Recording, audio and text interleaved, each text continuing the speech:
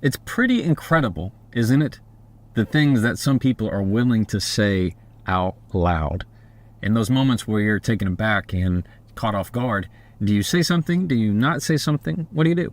In today's episode, it's all about how to handle inappropriate questions and comments. The next time that someone asks you an inappropriate question or makes an inappropriate comment, here's what I want you to do. Number one, say nothing. Just add 5 seconds of silence. This is a tip that I use all the time and recommend because it truly does work. About 5 seconds of silence, and you have to pair it with your face. All right? You don't have to say anything, but the look. And you know what kind of look I'm talking about. That look that says, I know you didn't just ask me what I think you asked me. Most of the time, that's all you have to do. Number two, if you need to be a little bit more direct, I'm going to encourage you to use phrases that aren't going to get the other person defensive. Phrases like, what's your intent? As in, what's your intent on asking? Or what makes you want to know? These are questions that, though direct, aren't going to make the situation worse. And number three, if you can, depending on the person, just kind of play it off. These are friendly ways to say things lighthearted, such as, I like to keep a little mystery, or that's between me and myself. Something that keeps the mood lighthearted, a little bit friendly, and lets them know you're not going to give that kind of information. Now listen, everybody is guilty of asking or making an inappropriate comment or question. Everybody. It's just called putting your foot in your mouth, where you didn't really mean to say that out loud and you can't believe you said that. You just go, oh my gosh, I can't believe I just said that. And you wish you could put it back in, but you can't unring that bell. So I want to clarify that those who make inappropriate comments and questions, it doesn't make them a bad person. Now, there are some that they are bad, of course, but it doesn't mean that if you make the inappropriate question, that's exactly who that person is. Sometimes it's just an off day. Sometimes they can't believe that they just asked that. And they need you, in many ways, to show them that what they just did is not acceptable. Some people don't mean it to be inappropriate, right? You've asked that question or said something that it just came off the wrong way. What makes it inappropriate? A lot of different things, a lot of different contexts, but often some people just might ask a question and realize, oh, wait, I shouldn't have asked that. Well, I shouldn't have, I totally made a mistake there. It doesn't mean that it's necessarily inappropriate. It just means they asked the wrong question at the wrong time and said it the wrong way. So it might not be inappropriate to ask, but it might be inappropriate in terms of the overall context. So anytime you feel that, I want to make sure that I emphasize it's a case-by-case basis, and you're going to have to base it on who you're talking to, what you know about that person, what the context is, what the circumstances are. So don't assume that just because they asked it, it makes them a good or bad person. If there's one thing that I pray that you've learned from me, if you've listened to any of my podcasts or watched any of my content, it's that silence is truly powerful tool that you can use to apply with just about anything.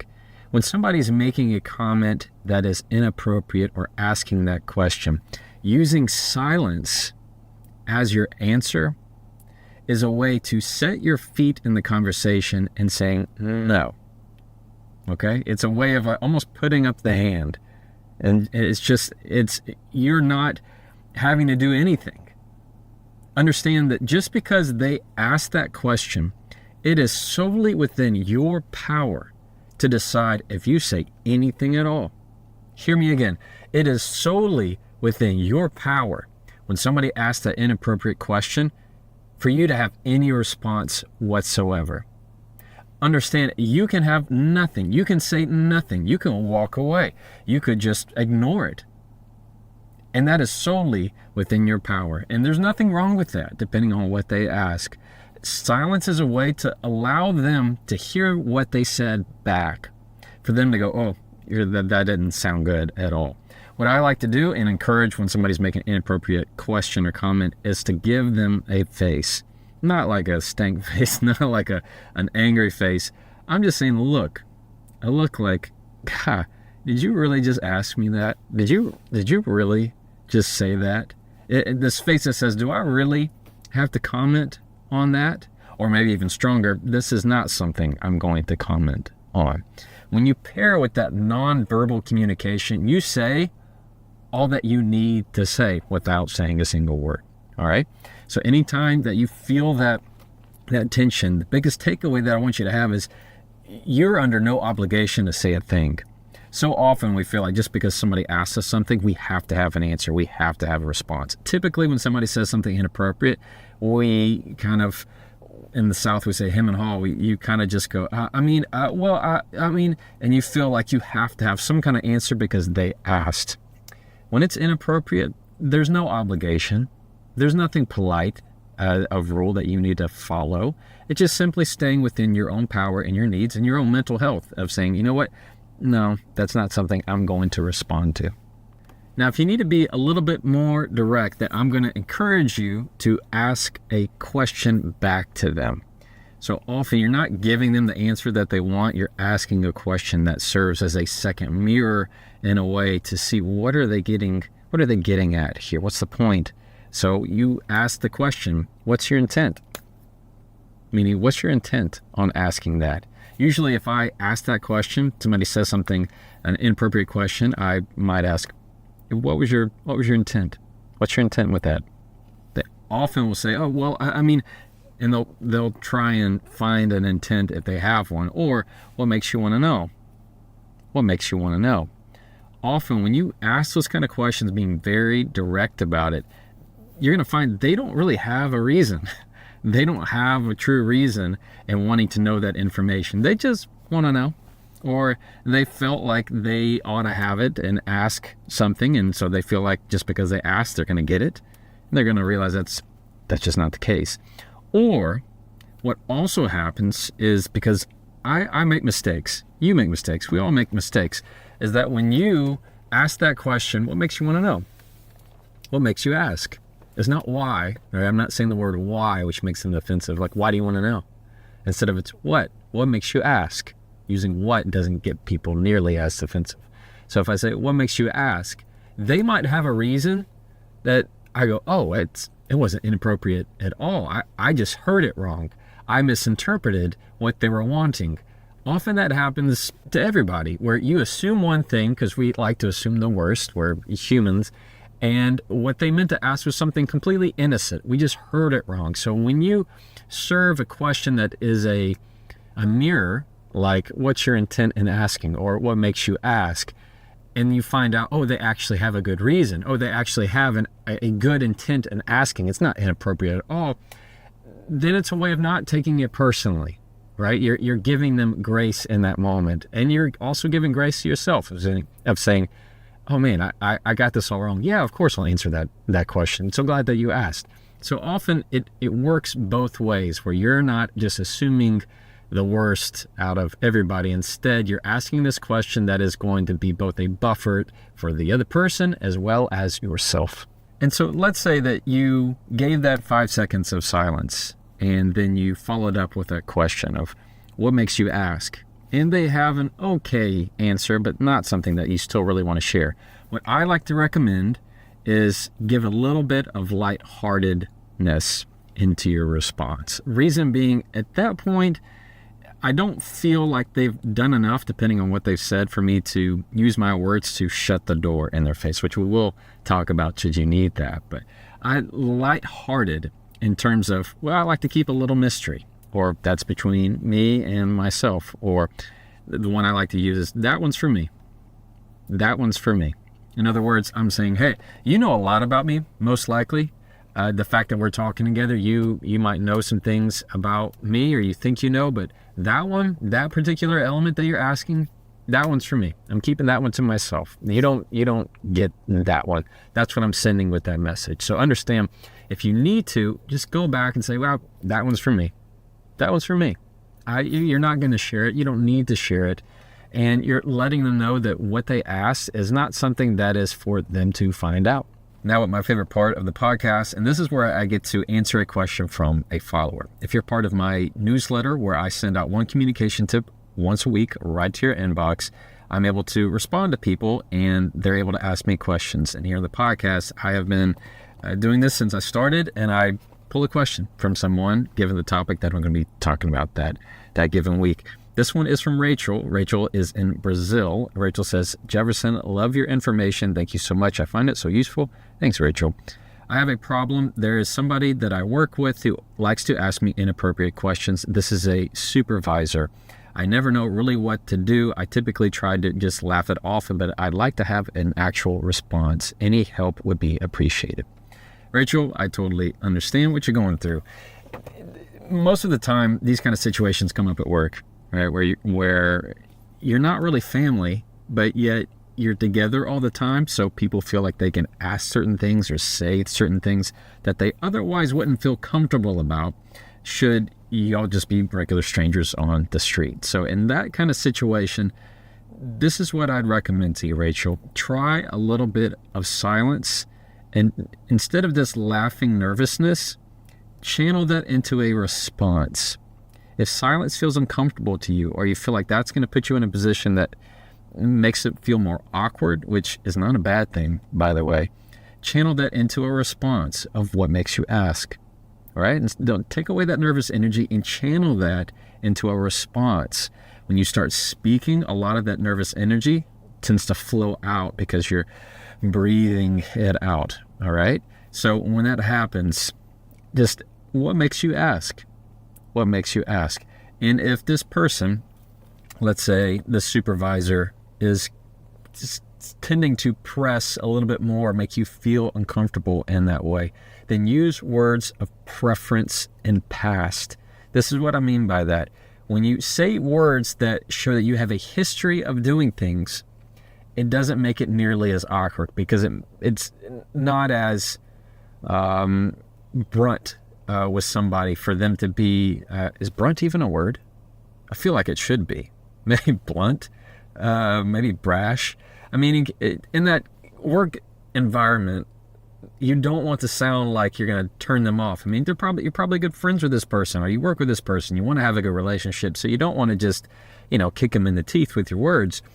But when you use phrases like, well, I prefer to, or I typically, or most of the time, or in the past, anytime you can indicate that you have a history of doing certain things a certain way, then that other person feels like this is just part of your manual. This is how you operate. I'm not singled out.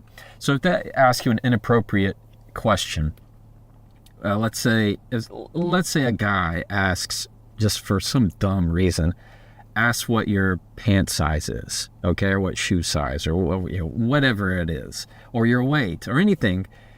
Often you can say, I prefer not to share that. Instead of, that's private, right? And instead of having this snappy response where somebody goes, oh, excuse me, sorry. When you can use phrases that say, I prefer not to share that, or I typically don't talk about my appearance.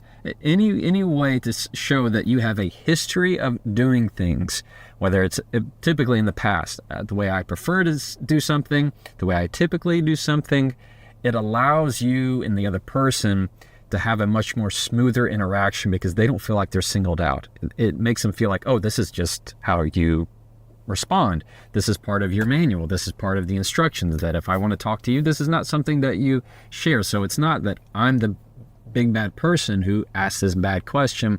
It is that this is information that you just categorically don't share. And often that's going to go a whole lot better in that kind of situation. Now, Rachel, if they ask you a question that is just totally below the belt, it is not something that they should ever come out of their mouth, and you need to be a lot more strong with it, then channel that nervous energy into absolute seriousness. This says, that is not an appropriate question. That is not an appropriate question. Here you are labeling what they just asked. Simple as that. That is not an appropriate question. Cool? So when you hear that, most likely they're going to hear that, and it's going to channel to them, oh, I'm so sorry.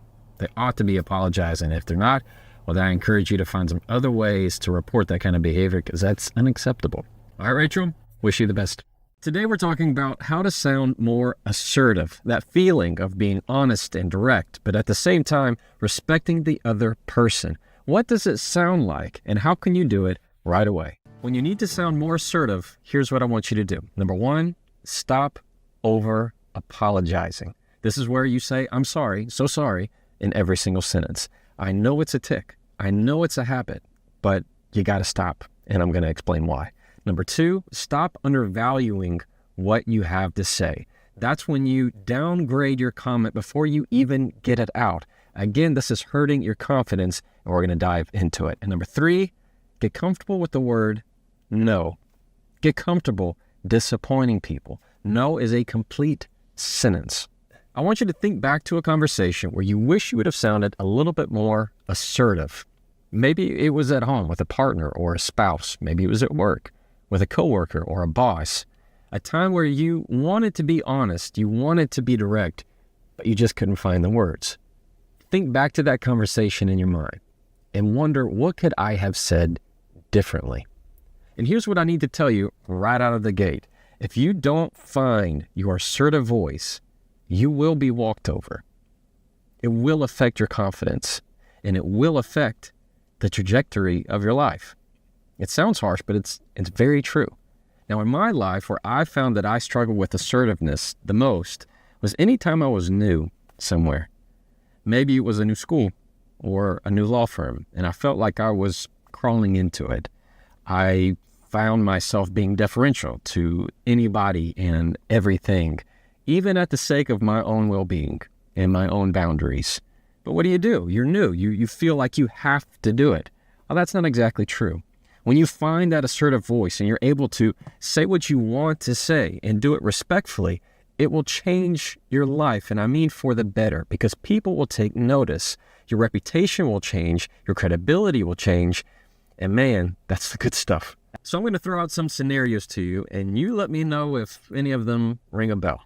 You walk in 1 minute late to a meeting, and the first thing out of your mouth is, "Hey, so sorry I'm late," when you throw all of your stuff down. Or it took you 2 days to respond to somebody's email, and the first word in your response back is, "So sorry. So sorry, I just saw this. Sorry, I am just now getting back to you." Or you're trying to get somebody's attention, and the first thing out of your mouth is, "So sorry. Hey, so sorry, 2 seconds. Hey, so sorry, I just need to talk to you for a second." You got to stop. Listen to me. You have to stop. Those aren't apologies. And if they are, well, then you're just apologizing for all the wrong things. You're apologizing for your existence. You're apologizing for your time. And you're apologizing for your priorities. These aren't real apologies. All right? You're finding ways to feel like you're an inconvenience to someone. But let me tell you, your worth is far more than just trying to feel that you're not an inconvenience to someone, that you always have to prove that you're not an inconvenience. So we're going to fix that. And the way to do it is instead of saying, "I'm sorry," you're going to say, "Thank you." All right? It's as simple as that. Instead of saying, "I'm sorry," we're going to use words of gratitude, like "I appreciate" or "thank you." So if you come in walking into that meeting and you're 30 seconds late, you're 1 minute late, nobody's expecting an apology for that. Now, if you're 5 minutes late, I think it's absolutely the right thing to apologize, because at that point you're wasting their time. But if you're just a few minutes late, if you're barely over the line, it's okay to say, "Thank you for your patience. Thanks for waiting on me. I appreciate your time." That is assertive.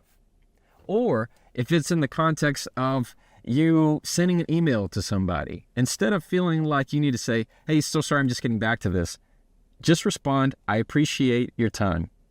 Thanks for your understanding. Thank you for your patience." These are all things that they're going to say, "Oh yeah, well, you're welcome. I do have patience. I do have understanding." Instead of you going, "Hey, so sorry," this less, making you feel less in that way. Instead, you're being assertive with it. You're standing in your presence and saying, "Yeah, I had other things to do. I appreciate your patience, though." In the context of the conversation of telling someone, "Hey, so sorry, can I have 5 seconds?" You just erase it. Or you say, "Hey, when you get a moment, I'd appreciate some of your time." Or "I'd appreciate some of your time when you get a moment." When you use words of gratitude, it is a cycle of saying, "I am showing gratitude for your time." At the same time, they are appreciating your presence in the conversation, rather than you always apologizing for it. Now, a separate but related topic to over-apologizing is number 2, downplaying your words. Here you are cutting down what you have to say before you even get it out, and you know what these sound like. For example, "I hate to bother you, but," this might be a dumb question, but You know probably better than me, but these are all ways of chopping down what you have to say before you get it out. And what's worse is it makes it look like you have an insecurity when there may not be one. For example, when you say something like, well, I hate to bother you, but I have this question on X, Y, and Z. Well, before they actually answer the question, you have to have this mini conversation about whether or not what you have to say does or does not bother them. And 9 times out of 10, 99% of the time, they're going to say, oh, that you're not bothering me, you're fine. And you go, oh, you're not, oh, okay, great.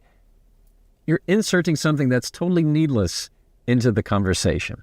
And I know why you're using these phrases, all right? I know why you're using them. Because you want to sound deferential. You want to sound like you're coming in from a low angle, a low perspective rather than a high angle, as if you already know everything. You expect them to want to talk to you. So when you say, I'm sorry to bother you, you're trying to sound less harsh in the conversation, but you don't sound that way. It makes you sound like you don't believe in what you're saying. So the key to getting rid of downplaying your words is just not to do it. You erase these phrases from your conversation. Or what I like to do, and I recommend, is that you add on to it. So for example, in the scenarios where you say, hey, this might be a dumb question, or this might be a stupid question, instead say, hey, can I build onto that? Or, hey, can I take that further? Or, hey, there's something I'd like to add to that. When you add to conversations, rather than shying away and taking away from them, it makes you sound far more assertive. And there's something else I want you to understand about no. Number 3 is no is a complete sentence. And here's what I mean by that. Stop feeling like you have to over-explain or justify every action or inaction that you take. When you say no, period, and leave it at that. Somebody asks you a question and you say, no. No. Instead of over-explaining and saying, well, no, because, well, you know, I have that thing, and yeah, I got the dog, and we got this, and we got that. All of a sudden, you sound less assertive, and you water it down. No is all you have to say. So the key here is to stop adding because to the end of no, because it'll add more words to it. And the more words you add, the more it sounds like you're needing to explain and to justify, when often the only word that you need to sound assertive is no. Now we're at the part where I am going to read an email from a follower. If you are not part of my newsletter, I send out 1 email per week. It's a communication tip right to your inbox, totally for free. And for those who respond and have questions about things, I'm able to answer them. And it's a whole lot of fun. This one comes from Daniel over in Canada. Daniel says, hey, Jefferson, I love your comments, your content. Thanks, Daniel. I find myself over-apologizing constantly in my communication. I know I'm not supposed to do that, but what are some practical ways I can help remind myself in the moment? I got it, Daniel. Well, it's a little hard because it's my understanding, I've never been there, but people apologize a lot in Canada. Sorry. And I might be wrong, but I think it's a cultural thing too. So it's not all your fault. But if you want a very practical way to stop apologizing when you don't need to, I have a little tip you can use. Now, this might be a dad joke thing. I fully admit that now that I'm about to say it, but it works. Every time you're about to say, hey, so sorry, or I'm sorry, when you don't need it, tell yourself in your head and catch yourself. I'm not sorry, I'm Daniel. I'm not sorry, I'm Daniel. It's a reminder of who you are in that conversation. You're not who your apology is. You are who your existence is. You lean into that. So I am not here to talk about my apologies. I'm here to talk about who I am and what I need and how I need to assert my needs into this conversation. And it's a very quick way that you can do that, and I hope it helps. Look, it was just a joke, okay? Don't take it so personally. Don't be so sensitive. Little comments like these slowly tear down your self-esteem. And on top of that, they're frustrating. So today we're going to talk about how to handle them. So these are what I call dismissive comments, in that they are dismissing your feelings, trying to dismiss any consequence of what they said. And in many ways, I want you to see these comments as them trying to control the eventual outcome. Imagine me, just punching you in the arm and you go, ow, I go, that didn't hurt. You ever had that happen? Maybe as a kid growing up, or you have a sibling. I know I'm the oldest of 4, and that definitely happened when you're roughhousing, you're wrestling, you do something, and you go, that didn't hurt. And they go, what do you mean that didn't hurt? So I want you to imagine that in your mind, that somebody's hit you in the arm, and then they tell you that didn't hurt. As if they get to decide that, yeah, I hit you in the arm, but it didn't hurt. So no harm, no foul, right? You are the one that gets to decide that. And we're going to talk about these techniques on each one of these. And I want you to emphasize the idea that they don't get to say the outcome. They don't get to say the consequence. You do. They don't get to say what hurts. You do, right? You with me? All right, let's go. So first up is, I was just joking. I was just joking. It was just a joke. I hear that all the time. I know that you do too. When you get that dismissive comment back to you on something, I was just joking. Here's what I want you to do. Play off of this. If they want to make it a joke, then it better be funny. So what I like to say is, if somebody tells you, I was just joking, you respond, then make it funnier. Then make it funnier. Easy as that. That's number one. Number two, you could easily say, then work on your material or find new material. How about that? Then find new material. In other words, don't be making a joke about me. Don't be making a joke about something else. If they try to say something that is hurtful to you, let's say they made a comment about your looks or your weight or your age or whatever it is, and then you kind of take offense to that and they go, hey, it was just a joke, okay? As if all of a sudden they've taken away any stinger that they have. When they made that kind of stuff, you say, well, then find new material. Or was that supposed to be of the funny kind? Was that supposed to be funny? Hey, it was just a joke. Then be funnier. Then find new content. Then find new material. Any way that you can play off the word of a joke, it's going to work to your advantage. My favorite is then be funnier, because it is a reminder right there in that moment of, if you wanted this to be a joke, that's not what it is. You can't just tailor a dismissive comment that's meant to be hurtful to me and just call it a joke and make sure everything is, then we're all good. And we're all good. No harm, no foul, like I talked about.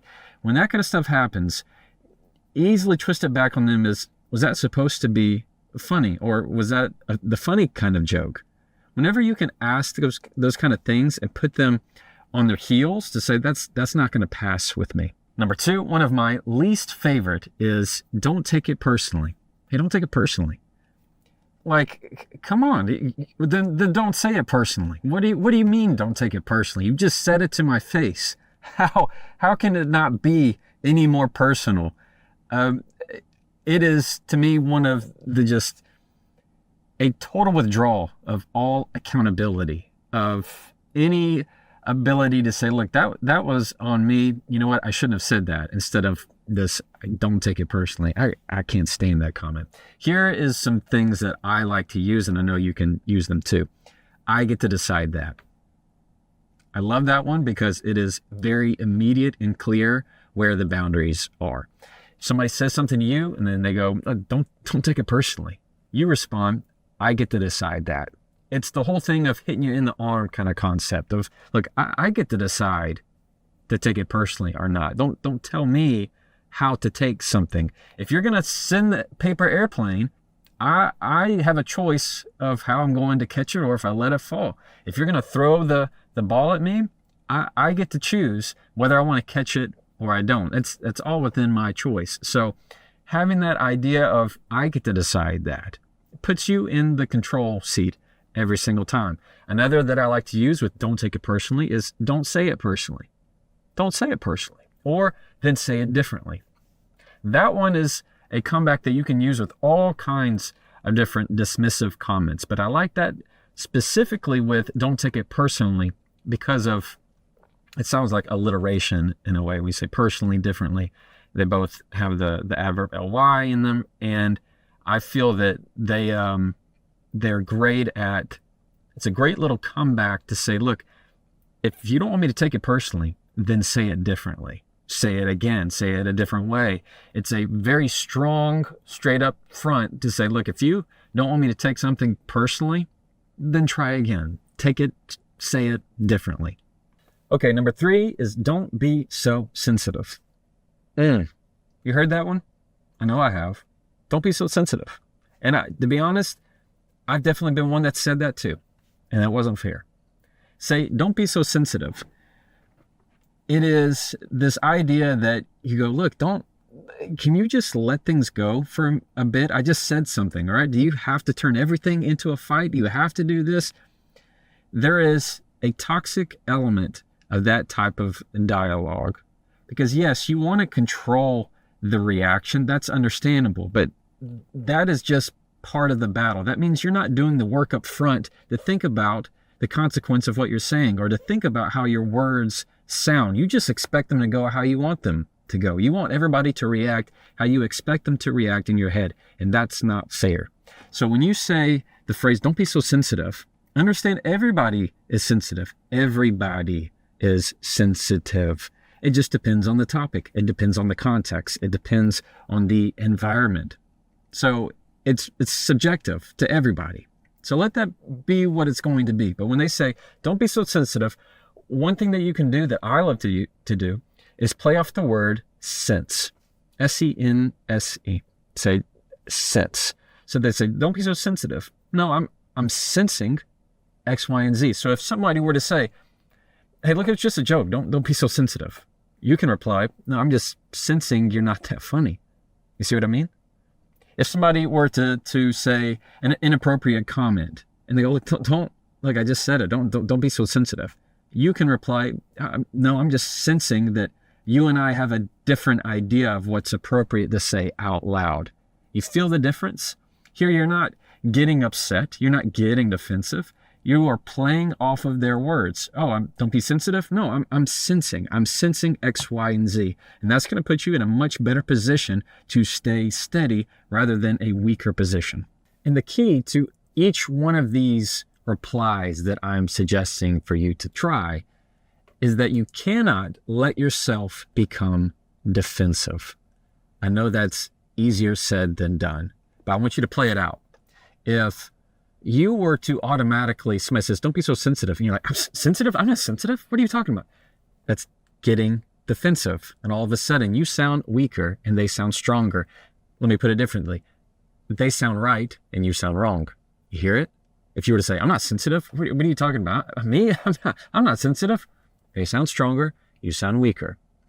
Instead, when you can stay exactly where you are and say, no, I'm just sensing that you and I have a different idea of what's okay to say to each other. Oof. I mean, that is a verbal punch. I mean, that is such a stronger position to keep in that instance. So any time that somebody says, don't take it personally, and you scoff at that, you get upset at that, you look weaker. If they were to say, don't be so sensitive, if they were to say anything else that is a dismissive comment, like it was just a joke, and you joke that and you start to get you swell up about it and get defensive and start putting up your walls, the more it looks like you are exactly what they say you are, the more it looks like you're more sensitive, the more it looks like you're taking it literally, that you are everything that they say. So you have to make sure that you keep your breath calm, right? And I want you to stay exactly where you are. Try your best to not get defensive. It will really, really make a difference. On today's episode, it is all about what to say when someone belittles you, when they try to say something to put you down, to hurt you. What do you say, and how do you make sure that your own integrity stays intact?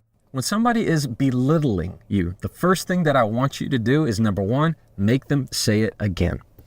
That's right. I want you to make them say it again. That means you're going to tell them, I need you to say that again. I need you to repeat that. When you make them say it again, they don't get that hit of dopamine that they're looking for. When somebody is belittling you, to put you down, they're looking for that spike to get them going, to have that feeling of control. We're not going to give them that. So we're going to talk about those strategies. Number two, if they belittle you and you ask them to say it again, then you're going to give them questions of intent. Questions of intent. Those are questions that ask them to have them search into the intent of why they're asking or why they're saying what they're saying. For example, did you intend to embarrass me? Did you want that to hurt me. Again, we are withholding that hit of dopamine. And number 3, if they have responses, or they're going to keep on going, and if they're not a person that you feel safe around, number 3, you just say nothing at all. You let your silence be your response, because often when you say nothing at all, it's the most powerful move you can make. So one time I had a case, this was probably about 2 years ago, and I am training a client. And by the way, I train almost every client that I have in conflict advice, how to communicate in conflict, how to say things in a way that's going to protect them. Because when I present them for cross-examination at trial or a deposition, in many ways, I'm handing them off for somebody else to try to hurt their credibility, for somebody else to attack them. Those are the opposing attorneys. It just comes part of the job. And what I did with this particular person was train her on when somebody belittles you. If they, other side, which I knew the other attorney he was very critical. He was somebody that was, this type of people that just love to throw bombs in conversations just to aggravate you. It was very much like that. I knew he was going to want to say something to upset her. He was going to try to say something to cause a reaction. And so what I trained her in is making sure that she gets him to repeat whatever he said that was ugly in some way. And she seemed to understand it. We kind of practiced it a few times, but then on the day of the deposition, she made me so proud. So other attorney was asking her questions, and he made a snide little comment. Most people in that situation, when somebody gives you a belittling comment, you want to take it, right? You want to take off with it and challenge them and start getting ugly with them. She didn't do that. Instead, what she did was she asked him, "Did you say that to embarrass me?" She goes, "I'm sorry, did you say that to embarrass me?" Just immediately, this other attorney goes, "Oh, no, I didn't mean to say that." And he totally backtracked in real time. I couldn't have wiped the grin off my face. All she asked was, "Did you intend to embarrass me?" These little tips really, really work. And I want to go back to number 1, and that is you ask them to repeat the belittling thing that they said. I know that sounds counterintuitive. You're going to think, Jefferson, what are you talking about? I'm going to have them repeat the belittling thing. I'm going to make them say it again. I have to hear it twice. Yes, and let me tell you why.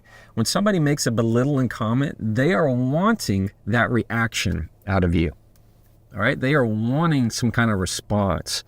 When they say something to hurt you, you're giving them that reaction by being hurt, by getting upset, by huffing and puffing, throwing something back, by yelling at them.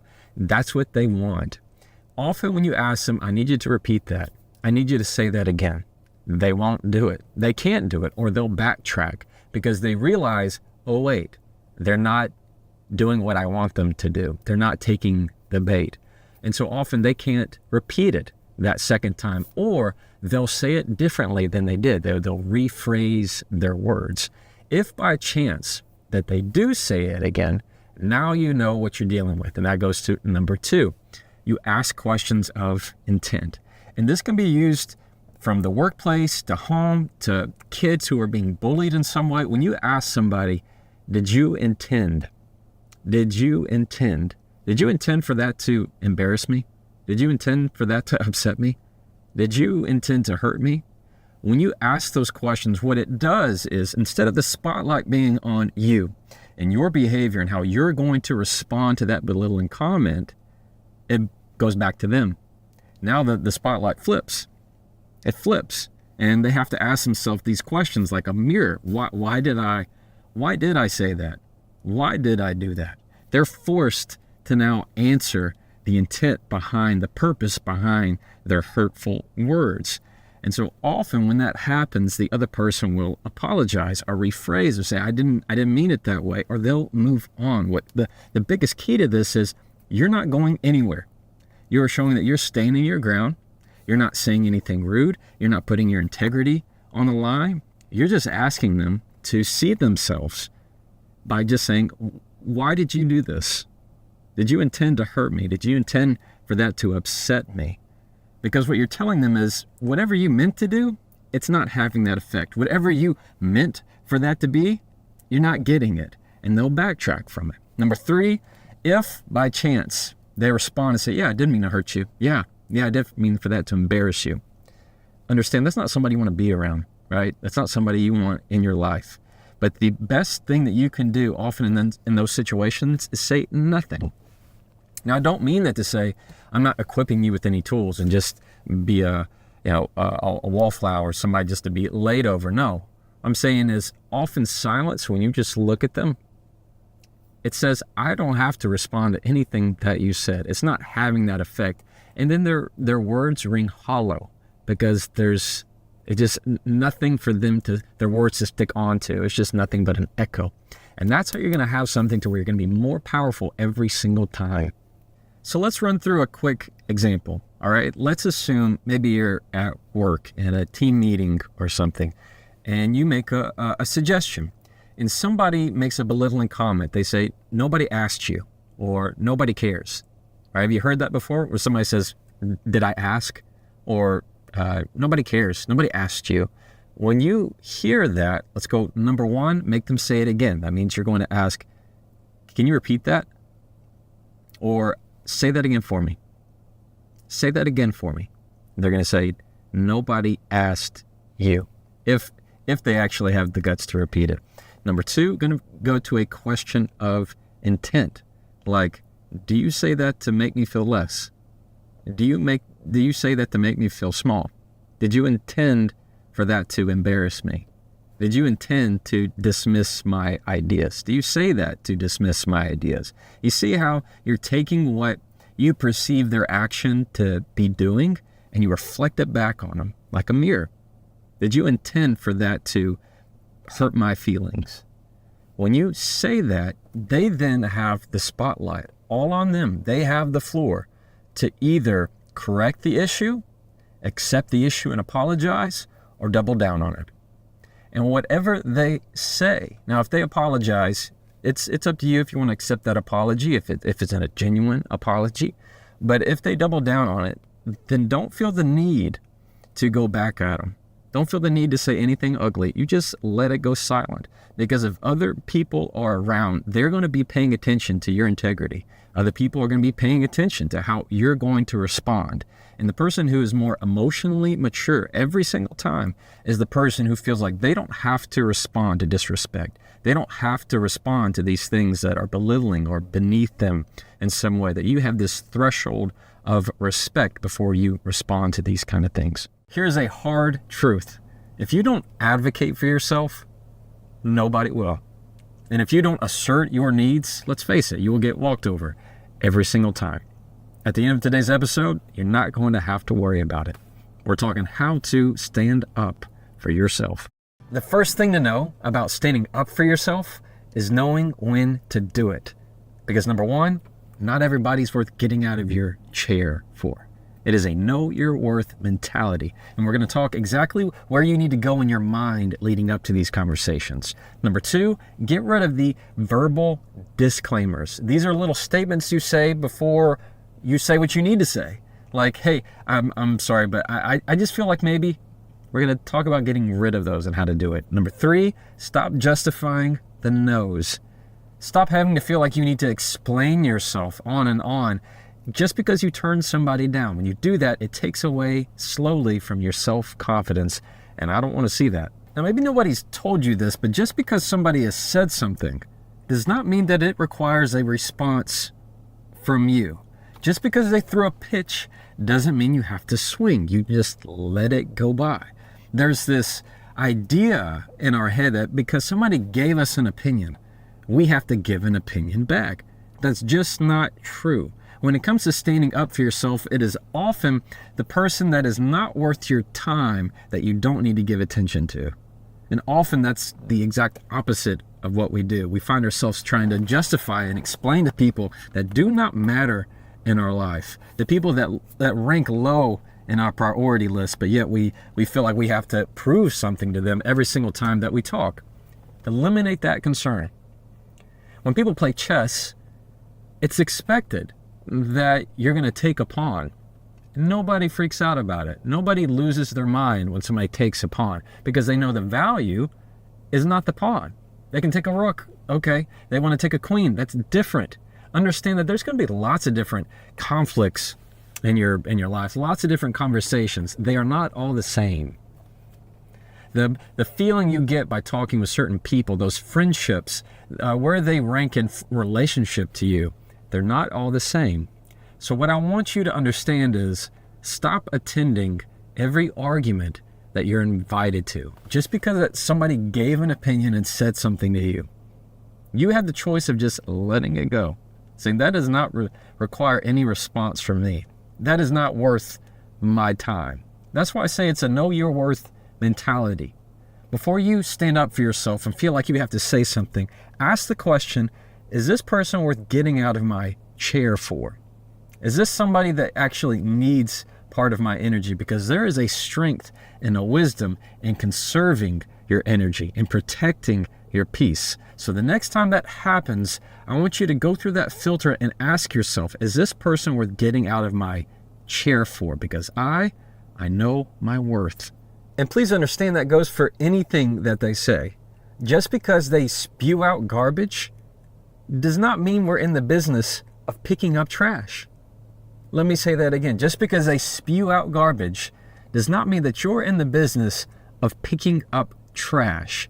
You can politely tell them where it should go, and it's not going to be on you.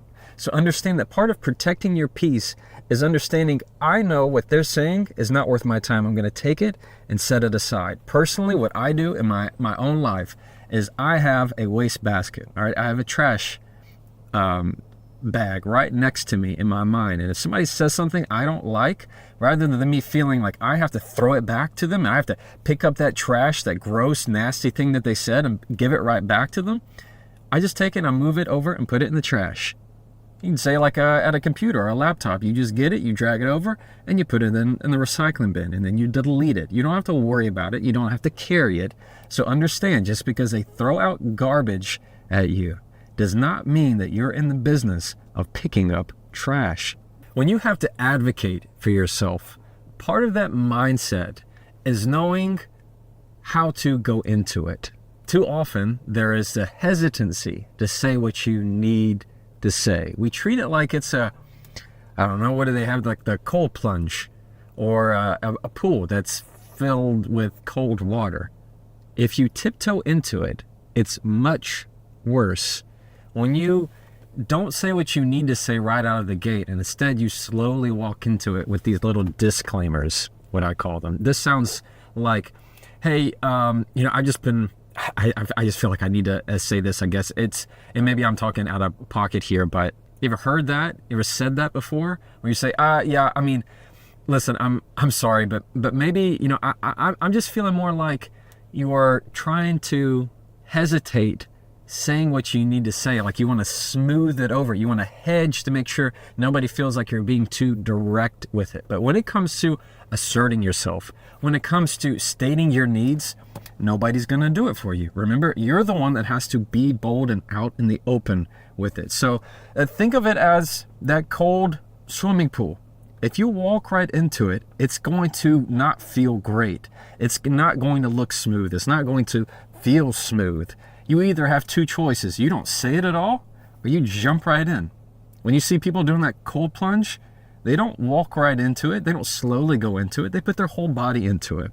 So I want you to get used to that idea of, I'm going to put my whole body into this thing. If I have something to say, I'm going to say it. I'm not going to feel like I have to apologize for it.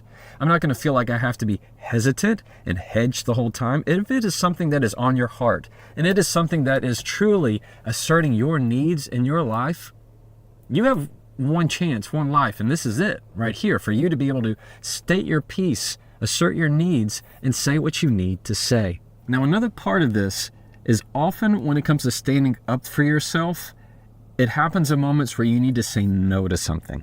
You need to turn something down. Maybe somebody's invited you to something, you got offered something, and you need to say no, but you don't know how to say it, and you're just not sure you can advocate that you need to say no. Now, we're going to talk later in this podcast about how to say no to certain things, how to decline something and still be respectful.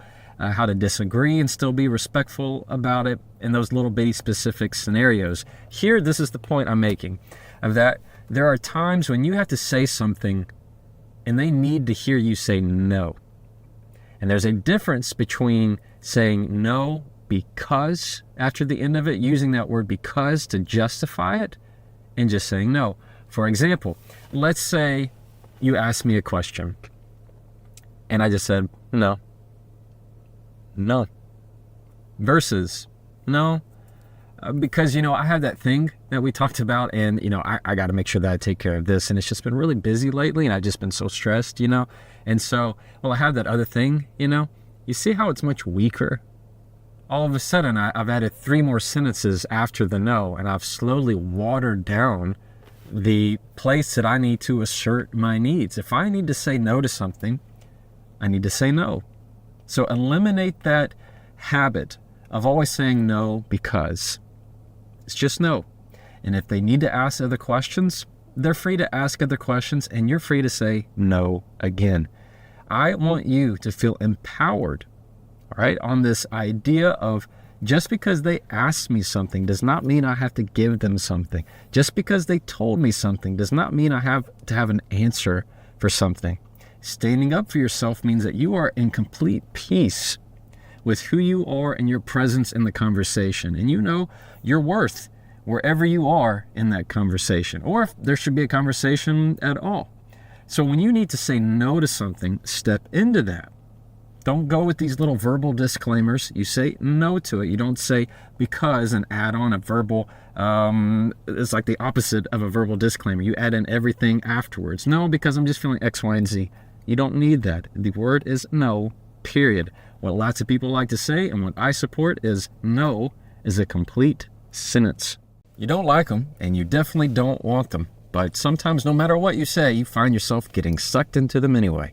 But with what I'm about to show you today, you're going to handle them like a pro. Today's episode is all about how to handle unwanted conversations. If you want to avoid an unwanted conversation, number 1, don't fight them. Because the more that you do, the more you're going to find yourself in one. Instead, just let it go by. You do that by making yourself sound, disinteresting. This is what I mean. When somebody's pushing an opinion onto you, any controversial topic, whether it's religion, politics, whatever, they're trying to push something onto you, and you say, I don't know. Simple as that. I don't know. Or, I'm not sure.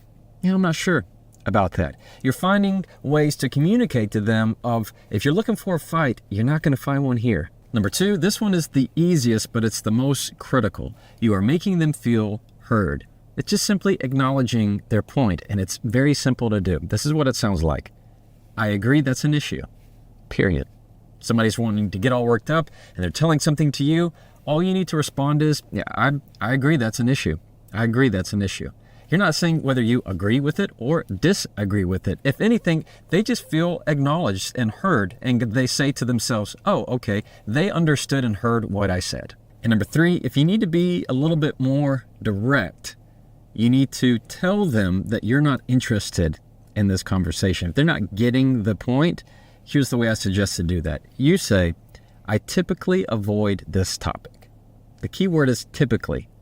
I typically avoid this topic, or I typically try not to talk about X, Y, and Z.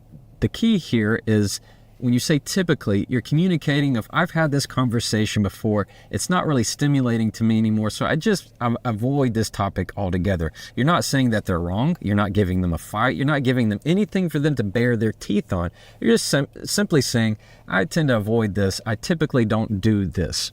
And I'm going to give you a disclaimer on this episode, particularly when it comes to political topics. I'm all in favor of educating yourself and making sure that you know about the issues out there. I think you should absolutely exercise your right to vote. No questions asked. That's a different question on whether or not somebody is allowed to force their opinion onto you and say whether they're right or wrong, or if you're supposed to push your opinion back and always have these discussions where it's just beating your head against a wall. If this person is open-minded and it's a discussion that you enjoy having, and people have political discussions all the time and there's no issues, but other people, it's not so much about change. They don't care about the change, they care about the competition. It's like a sport to them. It's like arguing over their favorite sports team. Who's going to win? Who's going to lose? Day to day, the ultimate consequence of the discussion and who wins makes no bearing, no change on their life. It's just something that they feel like a team on. So they want to have this discussion of intellect to intellect or just issue to issue. And they just want to talk it out. All kinds of different reasons why these kind of topics should or may come up in your life. The key is, how do you balance them? The reason why I have number one be to pass it by is because it's that idea of don't attend every argument you're invited to. Just because somebody pushes their opinion onto you to talk about any controversial topic does not mean that it's an invitation for you to mandatorily give your opinion right back. Whenever you decide, you know what, I want to push against you, actually, I don't agree with that. You can disagree all you want. Just know you're walking right into the conversation. It's no longer an unwanted conversation. It is a desired conversation now that you're giving your opinion. If you want to avoid these, then you need to just let them pass by. I say disinterested or be disinteresting because in many ways you're taking all the oxygen out of the room and their fire can't burn. They have nothing to get upset about because you're not giving them anything to jump onto. You're finding ways to say, you know what, I don't know about that. You know what, that's a good question. I'm really not sure. I'm not sure. It's not that you don't have your own opinion. It's not that you're uneducated. It's just you're not in a mood to say, you know, I don't want to get in this conversation right now. And there's nothing wrong with that. When it comes to agreeing with them, understand nobody can make you agree to something you don't want to agree to. Nobody can force you to say something you don't want to say. But it's critical that these kind of people, when they're pushing these unwanted conversations, just feel heard. Often, if they just feel acknowledged in some way, they're going to go away. Not only have you made yourself disinteresting, they know they're not going to get anywhere with this. They know that you're not going to give them that fight and that excitement that they're looking for. They just want to feel acknowledged. So when you can say things like we mentioned in number 2 of, I agree, that's an issue. I hear you. Simple as that. I hear you. I agree, that's an issue. I agree. That's all you have to say. Even if you disagree with them, you're just making them feel heard. But if they continue to push and press on you to make you feel uncomfortable in some certain way, don't hesitate for 1 second to say, I prefer, or I typically. You're talking about what you do in the past. I prefer not to talk about X, Y, and Z. I typically try to avoid topics about blah, blah, blah. You can make it even situational. I typically avoid topic X at dinner or at home or at work. You make it situational where you are in your environment.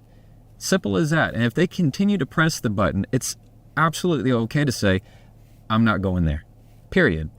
I'm not going there. You're saying, I'm not going into this conversation. I've given you plenty of lead-ups. I've given you signs that I'm not interested in this. That means I have to be explicit with you. I'm not interested in this conversation. I typically don't enjoy talking about topics of X, Y, and Z. This subject matter isn't for me. That subject isn't for me. You find ways to, if they're not going to be taking the signs, be very direct with them to say, I have a boundary here. I'm not going to be goaded into this. I'm not going to be led into this conversation. I'm not going there. If there's one thing that I personally struggle with, it's feeling defensive. It's natural, but it's also the number one killer of conversation. If you feel defensive, you shut everybody off. And if they feel defensive, they're not going to listen to anything else you have to say. On today's episode, it's all about how do you handle defensiveness. If there's one thing about defensiveness, it's that it's so easy to do.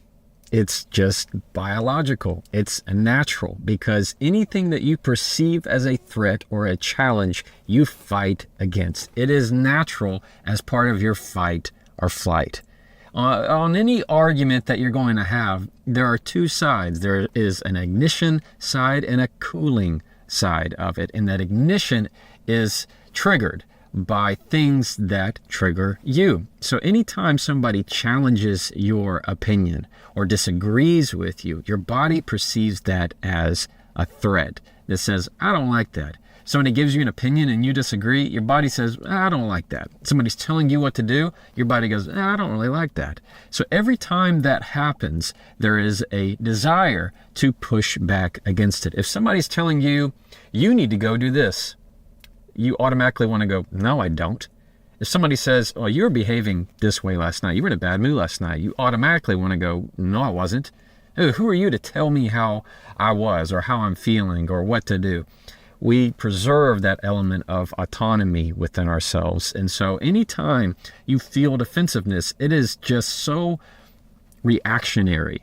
And it's nearly impossible to stop from the get-go. But there are some tips and techniques that I'm going to give you to make sure that you know how to handle it in the moment. Number one, to keep yourself from getting defensive, let their words fall to the ground. This is what I mean. In case you forgot, other people's words are not your responsibility to carry.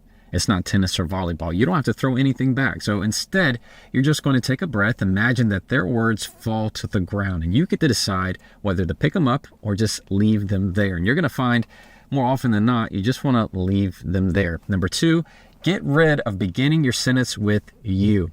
When it comes to responding in an argument, the word you is very triggering because it's you telling them what to do, how they should behave, what they need to say, what they need to do, and they're going to get defensive. So instead of you, we're going to tweak that to start with I. When you start with I, it's not nearly as triggering. Number three, you're going to use phrases that help dampen defensive responses. Responses like, I agree, that's something that we should consider, or that's helpful for me to know. Thank you. When you use those phrases, it's telling them that they're getting acknowledged and they're not going to get defensive. What I try to do when somebody tells me something and I can tell that I'm getting defensive, I try and imagine like what they just told me was a piano note. All right? You ever heard somebody just hit one key on the piano and they just leave their finger there and you just let that note sustain is what they call it. You let that note just end by itself to where it eventually just falls. It drops. The note is no longer heard. That's how I imagine it. So when somebody says something that I don't like, instead of having this very reactionary response, this very defensive response that I know is not worth my energy and time, I picture in my mind that it has fallen. The words just fell out of their mouth and they're on the ground. And I get to look at them and go, is this worth my time? Is this worth my energy? Often when I start to get involved in it and I start to pick it up, I tell myself this phrase, what I use small talks. And that is, I tell myself, put it down, Jefferson. Put it down, Jefferson. It's not worth your time. What are you doing? Put it down. I say those things to myself and it helps me. It controls my emotions when I can inject my breath, let my breath be the first thing that I say. And have that slow reaction and go, you know what? No, I don't have to send that back. I don't have to hit that back over the net. I don't have to take a swing at this. Just let it go by. There's not an umpire. Just let them have a bad pitch. They threw a ball. So what? You don't swing at them. You don't swing at those. So when I have that kind of mentality, it helps me in a very specific way because defensive behavior is just biological. It is innate within every one of us that we naturally want to defend things. We want to defend our intelligence. We want to defend our credibility. We want to defend our own ideas and opinions. And when somebody is conflicting with those, we want to put our wall up, to put our shield up, to protect that. That's why so often when you start to say things and you can tell somebody's fighting and fighting and fighting, they are defending against their own ideas. They are protecting their house, so to speak. That's why that whole idea of having something to learn instead of something to prove, having something that's open rather than something that's pointing at them is going to open up the dialogue so much better and not going to have these defensive reactions. So anytime that somebody tells you something and you start to feel that tension in your body that's preparing you for that fight or flight, just imagine that their words are falling to the ground. You're going to take a few seconds and decide for yourself, is this something I need to respond to? And in truth, it's a cycle, what I call a self-fulfilling prophecy. If I say something and they get defensive, well, more often than not, they're going to say something back and then I'm going to get defensive. And all of a sudden we're just saying things that are hurting each other, or we both have our walls up. When it comes to defensive behavior, one of the worst things you can do is begin your sentence with you.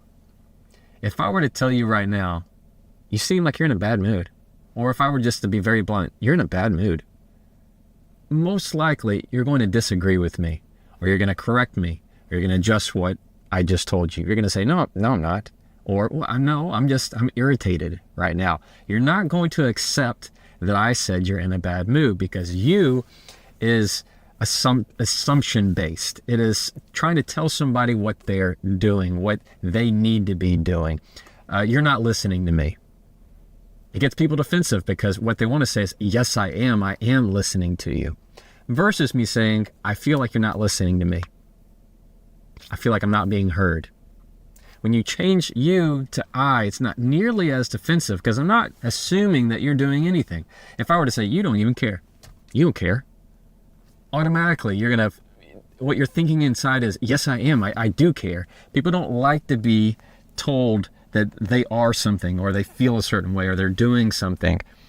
We don't like that. So when you just easily turn it from, instead of begin your sentence with you, change it to I. Change it to I. It's that easy. I can't make it any more simple than that. When somebody's getting defensive, the most likely culprit is because you started a sentence with you. I'm also guilty of that. All right. Any time that somebody's getting defensive in an argument with me or a conversation, I can go back in my mind and go, I started that sentence with you. I shouldn't have done that. When I rephrase it with an I and say, hey, can I start over? I feel like I wasn't heard. I'm beginning with I, and it's going to smooth it out a whole lot better. So easiest transition here is anytime you say something to keep somebody from getting defensive, instead of you, just replace it with I. Instead of, you can't talk to me like that. It's, I don't respond to that volume. I don't respond to that tone. You make it about you yourself as saying, I feel this way, and take it away from that other person, and they're not going to get defensive. Now, I also want to make sure that I equip you with some phrases that are going to help dampen defensive behavior. If you're already in that argument and things are already going, and you go, oh man, I really need to just calm things down for a second, here's some phrases that I want you to use real quick. One of my favorites is beginning your sentence with I agree. Now listen to me. I'm not saying that you're agreeing with what they said, all right? Instead, you're just agreeing that the discussion needs to be had. Instead of thinking micro, go macro. So if somebody's communicating, instead of saying, getting all defensive and arguing with them, I can just say, I agree that this is worth discussing. You feel automatically that's just going to settle the conversation. It's going to smooth it out. They're going to lower their voice, lower their tone. The spikes are going to be as pointy. To say, hey, I agree we need to talk about this. Simple as that. Begin your sentence with I agree. I agree that this subject is worth discussing. You hear how different that is? They're going to feel acknowledged, like, okay, I'm not having to fight. I don't have to fight and put up all the spikes all the time. Another that I like to use is that's helpful to know. Tell them that they've been helpful. And when somebody feels like they've been helpful, it feels like they're involved in their own mutual understanding, that they have helped teach you things. That's why I also like using the phrase, what I've learned. Well, by listening to you right now, I've learned I have some work to do, or I've learned that this topic is really important to you. That's one I've used often. I've learned that this topic is important to you. Just by them hearing I've learned, they feel like they've taught something, and it's going to lower all the walls, because now they feel like they're on the same playing field. They don't have to continue to pick up their sword and fight and cut and slash to defend their property, defend their own ideas and opinions. Instead, when you use these phrases like, I agree this is worth talking about, or that's helpful for me to know, or I've learned that this is important to you, those are all going to quickly put out a lot of fires for you. How has your own communication changed in your life now, having written an amazing communication book? I'm familiar with maybe the personal side of, like, you might be like, oh, okay, this is the best you got. I think you wrote a book about this, and we're now in this argument. Yes, right. There's a I was book, and just my curious wife often what your says there's a book takeaways you should were. read. Yeah. Yeah, so you get that from your wife too? She's like, there's some videos you might want to watch about your community. Right. I would say, so I think twofold. The first thing is I just pay a lot more attention to what kind of conversation is happening now. When my kids come to me, it's so easy when your kids come up to assume that they're just asking you for help and to solve their problems for them. But, do they want to be helped, heard, or hugged? And sometimes they don't want to be helped. They just want me to hear what's going on and to understand and be able to say, like, look, it is okay that you feel that way because I feel that way all the time. Or sometimes they just need a hug. You just need to say, like, look, it's not necessarily going to get better tomorrow, but today I can give you a hug. So I try and pay a lot more attention to what signals is someone sending me about what kind of conversation they want to have. But then the second way it's impacted my life is that there's this study known as the Harvard Study of Adult Development, where they followed thousands of people around for over 80 years. And they were trying to figure out what are the things earlier in life that make you healthy and happy and successful at age 65, however you define success. They had all these theories, like because it was done at Harvard, they were like, if you went to Harvard, you're definitely going to be happy, healthy, and successful. Turns out that's not true. That if you get married early and you stay married longer, that you're definitely going to be happy, healthier, and successful. Not necessarily a lot of overlap there. The only thing that they found was a predictor at age 65 was if you had a handful of close relationships at age 45. And that the way that we maintain those relationships is through conversation, right? If I have people I feel close to by the time I'm 65 and I've been close to them for a while, then I'm going to live longer. I'll live up to 7 years longer. I'll oftentimes be more financially successful because I'm exposed to different kinds of opportunities. And most importantly, I'm just happier. Like spending time with other people and communicating with other people, as you've pointed out in so much of your work, that is the thing that gives life meaning. Mm. And so I have tried very deliberately to think about maintaining those relationships. There's people who I feel close to, who I talk to twice a year, but I make a point of talking to them twice a year. And I set up, an hour, 90 minutes to catch up with each other. And the first 5 minutes are going to be kind of awkward, right? It's going to be like, what's your kid's name again? How old are they? Yeah. But then you're going to be in it and you're going to feel close to each other. And that is an investment that pays off over the long term, like you wouldn't believe. That hit me like a ton of bricks, what you said about your kids, how so often we see it as when they come to us, we're assuming they're asking for help. And that is not always the case. Because like my daughter, she's learning how to tie shoes. And so she really doesn't want my help. She's wanting me to watch. Yeah. It's always, hey, Dad, watch this. Hey, Daddy, watch this. Same with my son. It's just they're wanting me to observe and acknowledge and be part of it, rather than me trying to be like, what do you need? No, you're fine. You don't need my help. Like, yeah, you're good. Oh, do you mean to do it for you? No. That's not it. Oh, man, that's beautiful. It's really, can I ask you, because you've been thinking about this stuff for a long time, how do you feel like your communication has changed as a result of thinking about it so deliberately and explaining it to other folks?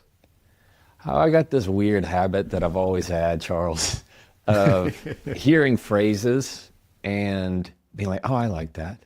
Even if it's somebody that's against me, if there's a way that they're going about the conversation, I have this thing where I can kind of see it.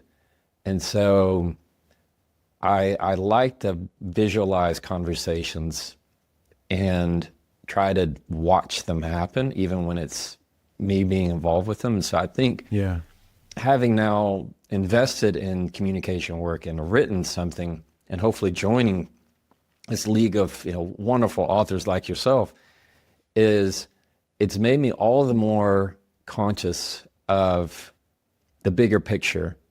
And that is the ways that I can slow down in my own life and listen a whole lot more. And it's kind of different because nobody wants to be told to be a better listener. Like one of my worst videos that ever performed ever was a video I made on how to be a better listener. Really? Like nobody wants to be a better listener. But what I have found is that the more I have invested in saying, the richer I've become in learning how to not say anything and listen. And so that feels like much more of a strength that I did not anticipate going into this. That's really interesting. If you enjoyed that clip and want to see the rest of the conversation, you can click right here. Or if you want to see the latest episode of the Jefferson Fisher podcast, click right here, and I'll meet you there.